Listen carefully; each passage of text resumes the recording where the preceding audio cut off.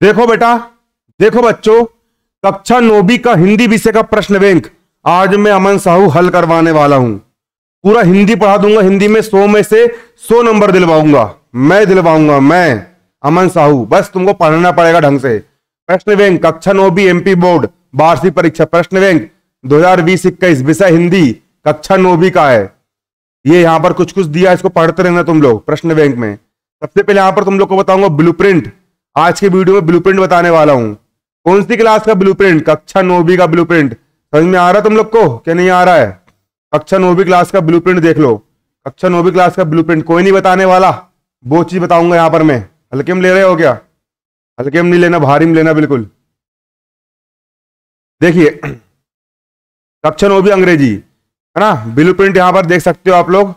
लोक शिक्षण संचालय मध्य प्रदेश भोपाल, लोक शिक्षण संचालय, लोक शिक्षण संचालय मध्य प्रदेश भोपाल। ब्लूप्रिंट, ब्लूप्रिंट प्रश्न पत्र का स्वरूप हाई स्कूल परीक्षा 2020-21 है ना। ये पेपर है पूर्णांक। पेपर कितने नंबर का रहेगा? हिंदी का पेपर यहां पर आपका 100 नंबर का निकल करके आएगा। हिंदी का पेपर कितने नंबर का निकल के आएगा आप लोग का? 100 नंबर का हिंदी का पेपर आएगा आप लोग का। हिंदी का पेपर कितने नंबर का आएगा? 100 नंबर का आएगा।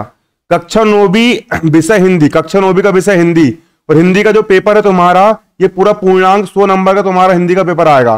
समय पेपर को हल करने के पूरे 3 घंटे मिलेंगे बेटा। 3 घंटे, 3 घंटे में पूरा पेपर हल करने के लिए आपको दिया जाएगा। क्लियर है? 3 घंटे में पूरा पेपर हल करने के लिए दिया जाएगा। 3 घंटे मिलेंगे पेपर हल करने के लिए। इसके बाद यहां पर देख सकते हो ये क्या क्या आने वाला और क्या क्या नहीं आने वाला पेपर में, बारीकी समझना। सबसे पहले ब्रिज कोर्स की तुम्हारी जो बुक है, ब्रिज कोर्स पाठ्यक्रम पर आधारित प्रश्न आएंगे। ब्रिज कोर्स, ब्रिज कोर्स तुम्हारा 100 नंबर के पेपर में से 10 नंबर का तुम्हारा ब्रिज कोर्स आएगा है ना। तत्सम शब्द, तद्भव शब्द, मुहावरे, लोकोक्ति, अर्थ एवं प्रयोग 10 नंबर का आएगा। 2 प्रश्न आएंगे 2-2 नंबर के, 2-2 नंबर वाले 2 प्रश्न आएंगे, और 2 प्रश्न आएंगे 3-3 नंबर के। 10 नंबर का तुम्हारा पूरा ब्रिज कोर्स आएगा। 2 प्रश्न आएंगे 2-2 नंबर के, और 2 प्रश्न आएंगे 3-3 नंबर के। अगला है पत्र लेखन। ब्रिज कोर्स की बुक से आपको पत्र पूछा जाएगा। पत्र लेखन जो ब्रिज कोर्स की बुक से आएगा 5 नंबर का पत्र रहेगा। 5 नंबर का एक प्रश्न आएगा, मतलब कि 5 नंबर का तुम्हारा पत्र पूछा जाएगा। पत्र ब्रिज कोर्स की जो तुम्हारी बुक है हिंदी की, तुमको ब्रिज कोर्स की किताब मिली होगी, पतली सी आती है बिल्कुल है ना। वो किताब में से तुमको पत्र पढ़ना है। और हिंदी का ब्रिज कोर्स मैंने पढ़ा करके अपने यूट्यूब चैनल पर डाल चुका हूं, तुम उससे भी पढ़ सकते हो। हिंदी क्लास का हिंदी का ब्रिज कोर्स मैंने पढ़ा करके अपने यूट्यूब चैनल पर डाल चुका हूं, उससे भी तुम लोग पढ़ सकते हो। अगला है अपठित बोध। अपठित बोध मतलब कि गद्यांश दिया रहेगा, एक गद्यांश दिया रहेगा और उसके नीचे कुछ प्रश्नोत्तर दिए रहेंगे। उन प्रश्नोत्तर को उसी में से ढूंढ करके आप लोग को लिखना पड़ेगा। उसको अपठित बोध बोलते हैं। 5 नंबर का एक प्रश्न बन करके आएगा इसमें भी आपका। अगला गद्यखंड। गद्यखंड किसको बोलते हैं? आपकी जो किताब है हिंदी की, आपको 2 किताब मिली होगी। हिंदी की आपको 2 किताब मिली होगी। एक मिली होगी कृतिका मिली होगी, और एक आपको क्षितिज मिली होगी। तो आपका गद्यखंड का मतलब क्या होता है कि आपको जो कहानी वाले पाठ होते हैं, कहानी वाले पाठ से मतलब मेरा ये है जिसमें कहानी लिखी रहती है ना, कि नहीं, बहुत सारी कहानी वगैरह, 2 बेलों की एक कथा, कहानी वाले जो पाठ होते हैं उसको गद्यखंड बोलते हैं। तो गद्य की विविध विधाएं आएगी। लेखक परिचय, लेखक परिचय, व्याख्या, गद्य पाठों पर आधारित विचार बोध एवं विषय वस्तु पर प्रश्न है ना। संदर्भ प्रसंग अर्थ लिखने के लिए भी यहां पर आप लोग को आएंगे। यहां पर आप देख सकते हो 5 नंबर के आपके विकल्प बन करके आएंगे। 3 प्रश्न 2-2 नंबर वाले आएंगे। 2-2 नंबर वाले 3 प्रश्न आएंगे। उसके बाद फिर 3 प्रश्न 4-4 नंबर वाले आएंगे। 4 नंबर में एक प्रश्न तो आपका संदर्भ प्रसंग अर्थ लिखने का आएगा, एक प्रश्न कवि परिचय लिखने के लिए आएगा, और एक प्रश्न गद्य की विधाएं, गद्य की विधाएं जैसे कि नाटक एकांकी वाले यहां पर क्वेश्चन बन करके आएंगे आपके हिंदी विषय के। अब अगला यहां पर टॉपिक है तुम्हारा निबंध लेखन। अगला तुम्हारा यहां पर निबंध लेखन है। क्या यहां पर? निबंध लेखन। निबंध भी लिखने के लिए आएगा। निबंध लेखन किसी एक विषय पर निबंध लिखने के लिए आएगा। निबंध और एक रूपरेखा लिखने के लिए भी आएगी। 10 नंबर का 10 नंबर का आपका निबंध आएगा। 7 नंबर का आपका निबंध रहेगा, और 3 नंबर की एक विषय पर रूपरेखा लिखने के लिए आएगी। पूरा बताऊंगा कहां से तैयार करना है, कहां से नहीं करना है ना। निबंध और रूपरेखा लिखने के लिए यहां पर आप लोग को आएगी। अगला आपकी जो कृतिका वाली जो बुक है, कृतिका वाली बुक, संकलित विविधा पाठों पर आधारित वस्तुनिष्ठ प्रश्न आएंगे यहां पर। संकलित विविधा पाठों पर आधारित वस्तुनिष्ठ प्रश्न यहां पर बन करके आएंगे कृतिका वाली किताब से। 5 नंबर के यहां पर विकल्प आएंगे तुम लोग को। 5 नंबर के यहां पर तुम लोग को विकल्प बन करके आएंगे। 5 नंबर के यहां पर विकल्प बन करके आएंगे। 5 नंबर के विकल्प आएंगे। 5 नंबर के यहां पर क्या आएंगे तुम लोग को? विकल्प बन करके आएंगे। इसके बाद अगला तुम्हारा भाषा बोध, अगला तुम्हारा क्या है, भाषा बोध। अगला तुम्हारा यहाँ पर भाषा बोध।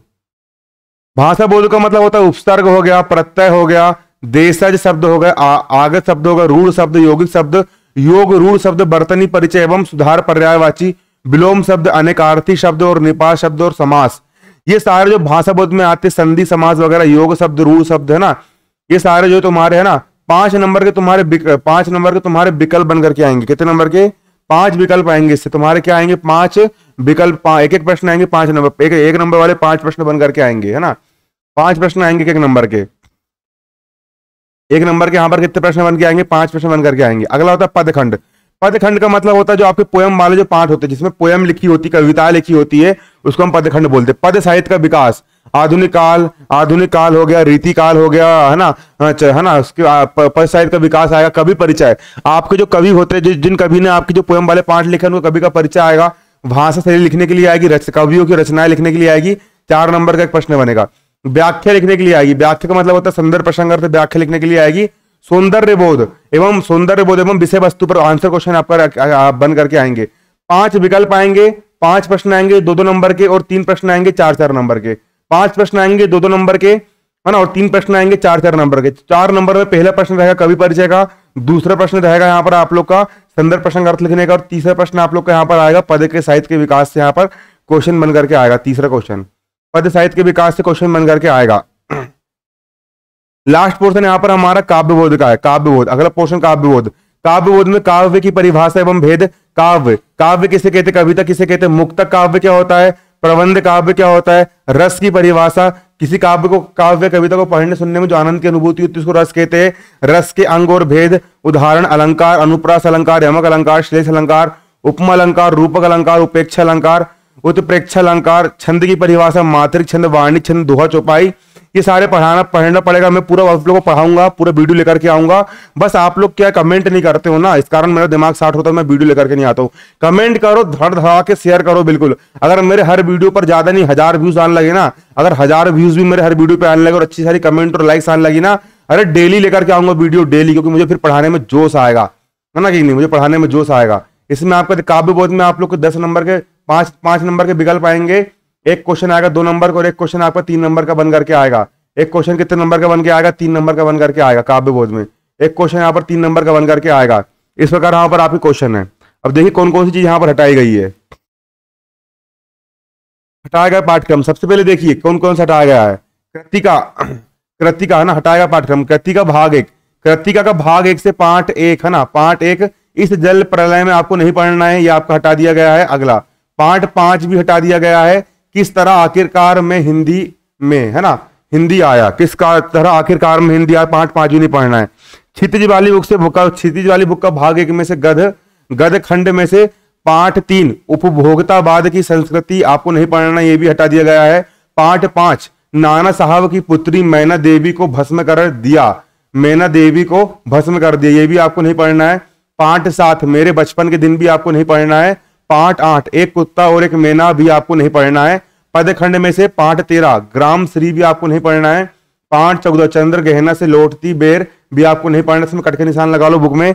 पाठ 15 मेघ आए भी आपको नहीं पढ़ना है। पाठ 16 यमराज की दिशा भी आपको नहीं पढ़ना है। इतने पाठ यहाँ पर आपको नहीं पढ़ना है, बाकी तैयारी आपको करना है।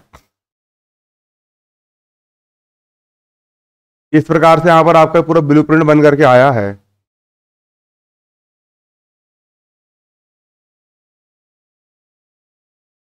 अब क्वेश्चन आंसर वगैरह यहाँ पर हम तैयार करना शुरू करेंगे, है ना।